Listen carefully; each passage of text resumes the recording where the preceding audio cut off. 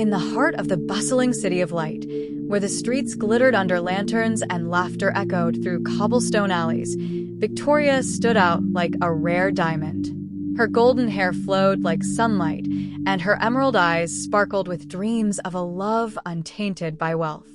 Born into the prestigious Fairfax family, her life was adorned with luxury. Yet, Victoria felt suffocated by expectations. Suitors flocked to her, each flaunting fortunes and promises of grandeur, but none stirred her heart. One crisp autumn morning, as Victoria strolled through the city's Grand Park, she paused to admire the vibrant blooms. Amid the flowers, a young man knelt, sketching the scene with remarkable focus. His clothes were simple, his hands slightly calloused, but his smile radiated warmth. "Do you always find beauty in the ordinary?" Victoria asked, curious. The man looked up, startled. "It's in the ordinary where the extraordinary hides," he replied, his voice gentle. His name was John, a struggling artist with a heart full of dreams. Victoria and John spoke for hours, sharing thoughts on art, dreams, and the meaning of true wealth. While John revealed his struggles as an artist, Victoria found herself enchanted by his perspective. "Money can buy comfort," he said, "but it can never buy joy." For the first time, Victoria felt someone saw her as more than a Fairfax heir. John's sincerity and kindness touched her heart deeply. When Victoria returned home, her mother noticed her unusual cheerfulness. "Another suitor?" Lady Fairfax inquired, raising an eyebrow. Victoria hesitated before shaking her head. "Not a suitor, mother. Just someone interesting." But Lady Fairfax dismissed it with a wave, unaware that this meeting would soon challenge the very fabric of their world. Victoria began visiting the park every afternoon, her heart racing with anticipation. She and John spent hours together, talking, laughing, and sharing their dreams. John painted while Victoria watched, her presence inspiring him in ways no muse ever had. "You make me see the world in colors I didn't know existed," John confessed one day, his cheeks flushing. Victoria blushed, her heart swelling with emotions she had never known. But their growing bond was not without complications. Victoria knew her family would never approve of a relationship with a poor artist. The Fairfaxes valued wealth and status above all, and her parents had grand plans for her future. Still, Victoria was determined to nurture her feelings for John, no matter the cost. At the Fairfax estate, whispers of Victoria's future marriage filled the air. Lady Fairfax had already invited several wealthy suitors to an upcoming gala, hoping one would catch her daughter's eye. "She must marry someone of status," Lady Fairfax declared to her husband.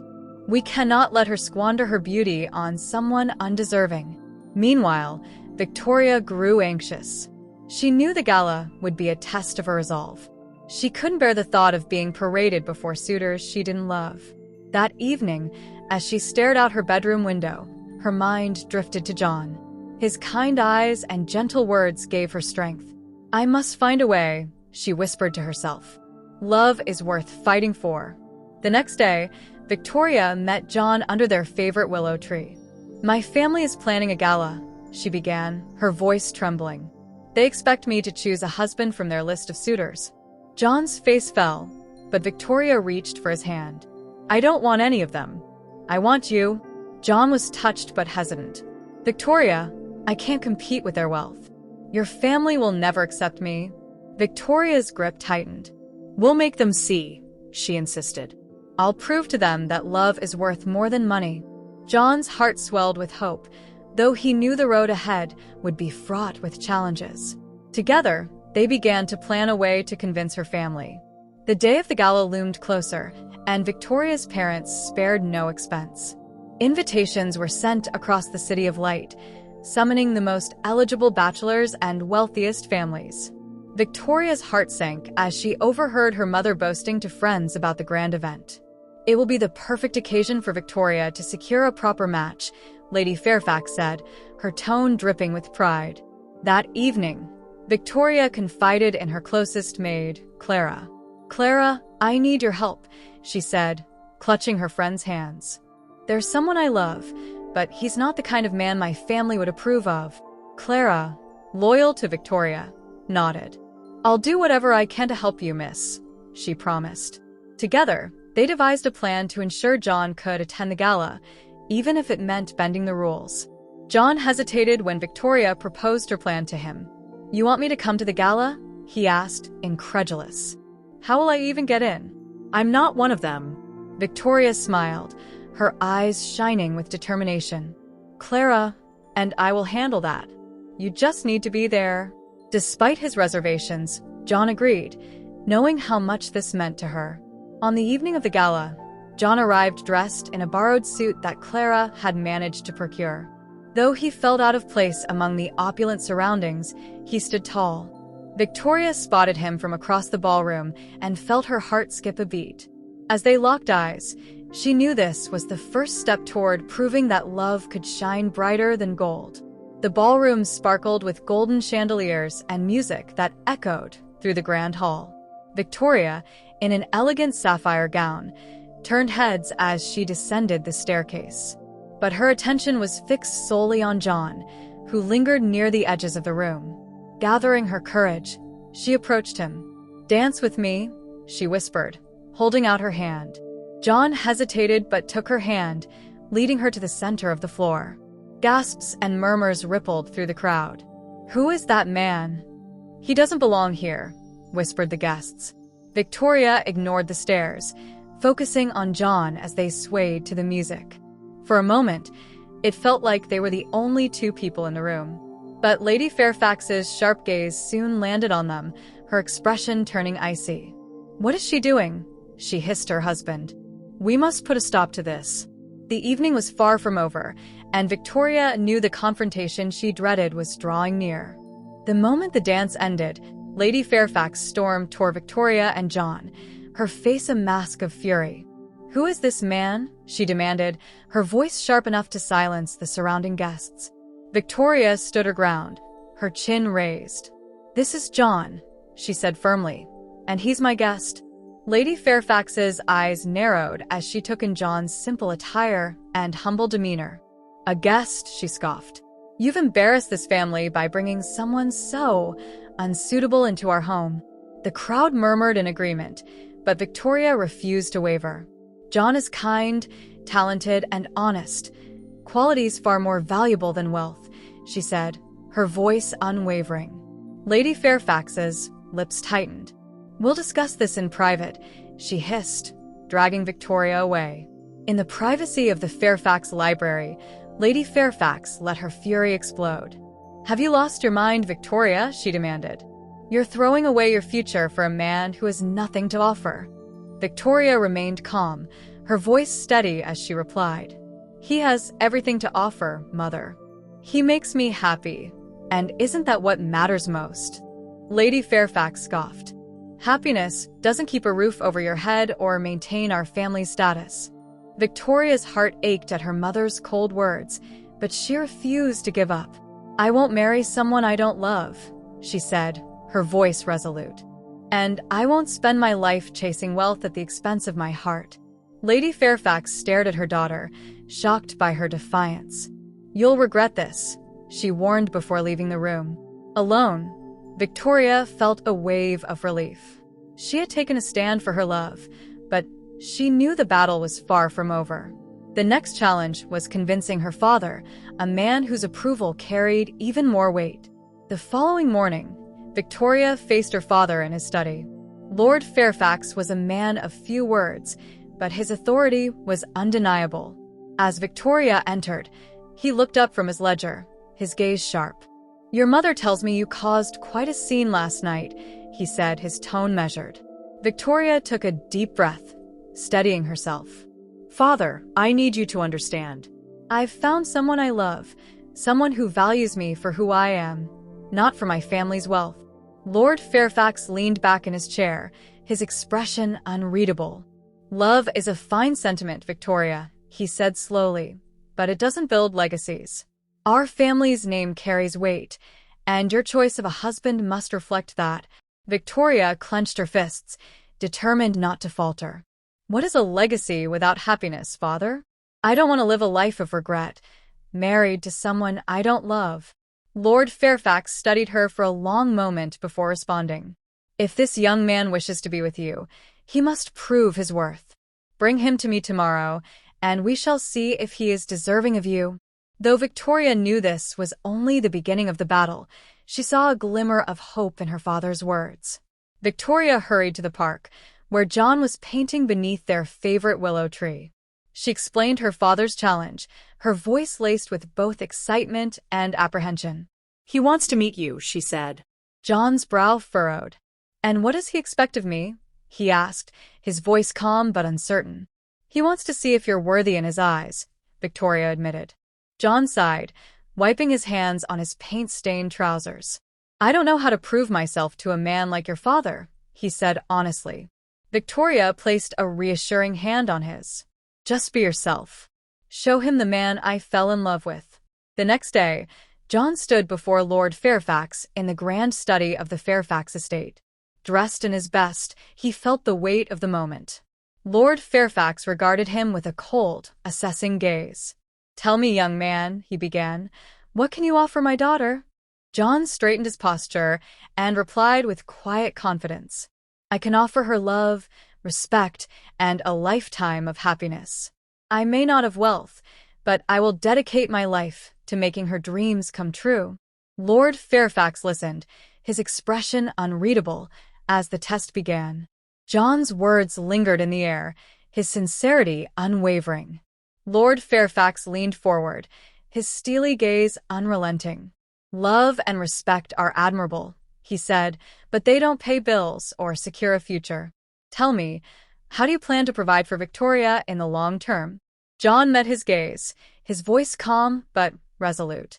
"I may not have much now, sir, but I am a hard worker. My art is my passion, and I believe it will one day provide for us. I am not afraid of challenges, and I will do whatever it takes to ensure Victoria's happiness." Lord Fairfax studied John for a long moment, then leaned back in his chair. "You are brave to stand here and speak so honestly. But bravery does not always lead to success. I'll consider your words, but understand this. My daughter's happiness is not my only concern. Her security matters most." As John left the study, he felt a mix of relief and unease. He had spoken from the heart, but he knew the battle was far from won. Victoria waited anxiously for John outside the estate gates. When she saw him emerge, she rushed to his side. "How did it go?" she asked, her voice trembling with anticipation. John gave her a small, reassuring smile. "I told him the truth. That's all I could do." Victoria nodded, her heart swelling with pride at John's integrity. "That's all I wanted you to do," she said, squeezing his hand. Inside the estate, Lord Fairfax discussed the encounter with Lady Fairfax. "He's an honest man," Lord Fairfax admitted. "But honesty doesn't always build empires." Lady Fairfax frowned. "We cannot let her ruin her future over a fleeting romance," she insisted. But Lord Fairfax was not so quick to dismiss John. "Perhaps we should test his resolve further," he said. Lady Fairfax raised an eyebrow. "And how do you propose we do that?" Victoria and John were unaware of the plans forming in Lord Fairfax's mind.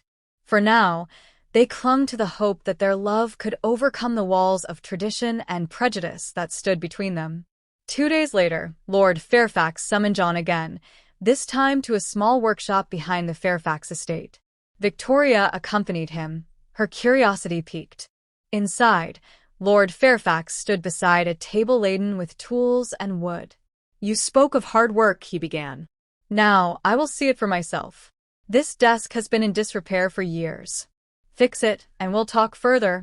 John glanced at the desk, noting its cracked legs and worn surface. While he wasn't a carpenter, his resolve to prove himself to Victoria's father fueled him. "I'll do my best," John said, rolling up his sleeves. Victoria watched with a mix of pride and anxiety as John got to work. For hours, John sawed, sanded, and hammered. His hands blistered, but he refused to stop. By the evening, the desk stood sturdy and polished, a testament to his determination. Lord Fairfax inspected the work closely, running his fingers along the smooth wood. "It's not perfect," he said gruffly, though a faint smile tugged at his lips. "But it shows effort. Perhaps there is more to you than I thought." While Lord Fairfax's view of John began to soften, Lady Fairfax remained staunchly opposed. "A repaired desk doesn't prove he can provide for Victoria," she argued that evening. "We've raised her for a life of refinement, not hardship." Lord Fairfax sighed. "Perhaps, but I see qualities in John that can't be bought with money: perseverance, integrity, and love for our daughter. Those are traits I admire." Lady Fairfax shook her head. "Love won't last when they're struggling to make ends meet." Victoria overheard the conversation from the hall. Her heart ached at her mother's harsh words, but her father's quiet support gave her a glimmer of hope. Later that night, she found John waiting under their favorite willow tree. She told him of the day's events, her voice tinged with both worry and hope. "We're making progress," she said, resting her head on his shoulder. "But we have to stay strong." John held her close, determined to face whatever trials lay ahead. "We'll get through this together," he promised, his voice steady. The next morning, Lord Fairfax called for a family meeting. Victoria, Lady Fairfax, and John gathered in the grand dining hall, the air tense with unspoken expectations. "I've given this matter much thought," Lord Fairfax began, his voice steady but firm. "Victoria's happiness is my priority, but so is ensuring she has a stable future." Lady Fairfax stiffened, already anticipating her husband's decision. Victoria, however, leaned forward in her chair, her heart pounding. Lord Fairfax turned to John. "You've shown resilience and honesty, qualities I respect. But before I give my blessing, I need to be sure you can build a life that provides security for my daughter. I'll give you 6 months to prove your potential, earn a living, find a place of your own, and show me you can stand on your own feet." John nodded, his resolve unshaken. "I accept your challenge, sir. I'll do everything in my power to meet your expectations." Lady Fairfax's lips tightened, but she said nothing. Victoria's eyes brimmed with tears of gratitude. She knew the road ahead wouldn't be easy, but for the first time, it felt as though the future was within their grasp. John threw himself into his work with renewed determination. He began selling his paintings at the local market, gradually gaining recognition for his talent. Though progress was slow, his persistence paid off as patrons started commissioning custom pieces. Victoria supported him in every way she could, often visiting the market to bring him meals and encouragement. Meanwhile, Lady Fairfax kept a close eye on their progress, searching for any sign of failure. "He's doing better than I expected," she admitted reluctantly to her husband one evening. Lord Fairfax nodded, a small smile playing on his lips. "He's proving that he's not afraid of hard work. That counts for something." As the months passed, John managed to save enough to rent a modest cottage on the outskirts of the city. It wasn't luxurious, but it was a place he could call his own, a place where he could one day welcome Victoria. The cottage, though simple, was filled with hope and the promise of a future they were building together. 6 months after the challenge was issued, John stood proudly in his modest but charming cottage. The walls bore his paintings, each one a testament to his hard work and growing reputation. His savings, though humble, reflected months of dedication. He invited Victoria to see the home for the first time, her presence filling the small space with warmth and joy. "It's perfect," Victoria whispered as she admired the cozy living room. "You've built something beautiful, John." Her eyes sparkled with pride. John took her hand. "It's not much, but it's a start. And I'll keep working to make it better, for us." Their moment of celebration was interrupted by the arrival of Lord Fairfax, who had come to inspect John's progress. He entered the cottage with measured steps, his sharp eyes taking in every detail. "You've done well," he admitted, his voice softer than usual. "This home may be small, but it's yours. That says a lot about your determination." John nodded, gratitude evident in his expression. "Thank you, sir. I've worked hard to prove myself, and I promise to continue doing so." Lord Fairfax regarded him thoughtfully before turning to Victoria. "If this is the life you truly want, my daughter, then I will give you my blessing." Victoria's heart soared, tears streaming down her face as she hugged her father tightly. The news of Lord Fairfax's approval spread quickly, and soon the city was abuzz with whispers about Victoria's choice. While some criticized her decision to marry a man of modest means, others admired her courage to follow her heart. The wedding took place in a small chapel surrounded by close friends and family. Victoria wore a simple but elegant gown, her radiance brighter than ever.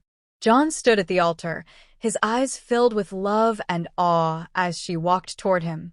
Lady Fairfax, though still hesitant, found herself moved by the genuine happiness on her daughter's face. As they exchanged vows, Victoria and John promised to cherish one another through every trial and triumph. The chapel filled with applause as they sealed their commitment with a kiss, their love shining brighter than any jewel or dowry. Their journey had been far from easy, but they had proven that love, when nurtured with faith and perseverance, could overcome any obstacle.